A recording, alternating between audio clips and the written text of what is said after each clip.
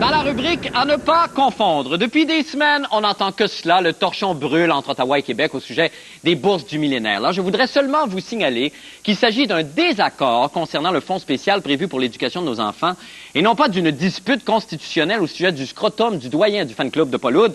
Le voici justement avec ses sports. Paul Oud, bonsoir. Bonsoir Marc, comment allez-vous? Moi, Marc? je vais très bien, puis je veux vous dire encore une fois un infini merci pour avoir su relever le défi comme ça à pied levé hier. Après, vous êtes levé à 4 heures du matin, après avoir vécu une enfance épouvantable, difficile, agitée, après avoir été trompé par plusieurs femmes, après avoir des enfants qui vous envoient promener. C'est délicieux de venir comme ça et de vous impliquer dans le travail comme vous le faites. Je vous remercie infiniment. C'est très gentil. Marc, c'était tout à fait naturel. C'était comme le gardien substitut qui doit sauter sur la patinoire. D'ailleurs, il y a Jean-René qui a insisté pour demeurer avec nous parce que je dois vous dire tout de suite, Marc, que notre opération Lampion est encore une fois contre toute attente, un succès phénoménal. Et même Jean-René, toujours aussi juvénile, toujours aussi gamin, est allé s'acheter ici à la boutique Souvenir un chandail de Zorley Zalapski à 109 $. Quand même, c'est un investissement. Oui, on l'a vu tantôt, c'est merveilleux. C'est vraiment formidable. Je vais demander à notre caméraman Richard de pouvoir monter ici une partie seulement de la foule qui est venue allumer un lampion pour chacun des joueurs du Canadien. Ben mon Dieu, c'est un succès phénoménal! Ces gens, la gorge nouée, le cœur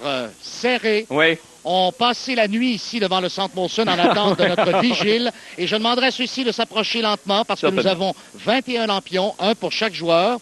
Et bonsoir, monsieur, vous êtes... Éric Mailloux.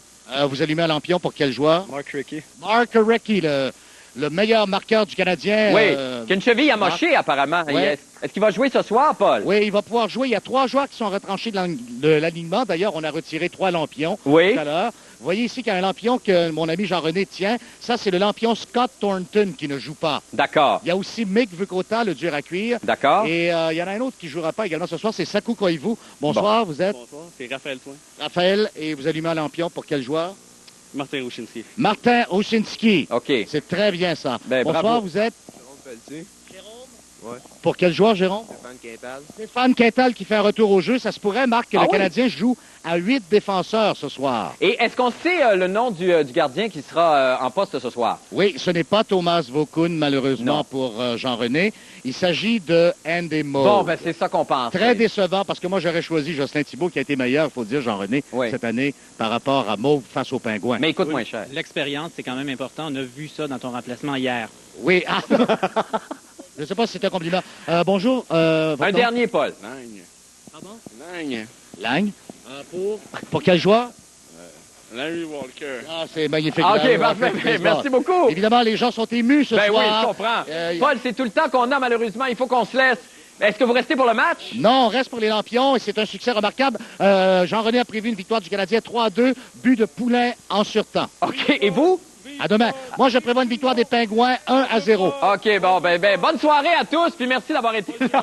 Au revoir. Merci encore, Paul. Au revoir, Marc. Eh bien, quel temps fera-t-il ce soir et demain? Apprenons-le tout de suite de la douce voix de la météorologue amateur de la semaine, mademoiselle France D'Amour. Bonsoir, France D'Amour. Bonsoir, Marc Labrèche. Comment vas-tu? Ça va très bien. C'est le premier soir que je vais chanter la météo et que je ne serai pas gelée comme une crotte. Ben, c'est merveilleux. On est très content pour toi. OK. Très content. On t'écoute. OK. Météo, mettez bas. Mettez-vous à l'aise. Car demain, il va pleuvoir. Alors à go, tout le monde baise, sauf moi. Dans 17 Celsius.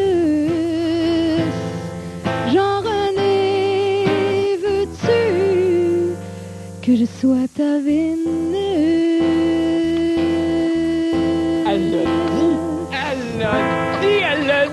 On pensait pas qu'elle le dirait. Ah ben, Jean-René, maintenant, la déclaration est faite. France D'Amour n'en peut plus. N'en peut plus sur Jean-René Dufort. Malheureusement, on peut pas avoir les deux en même Au temps. nom de toutes les filles du Québec. Ben oui, en plus.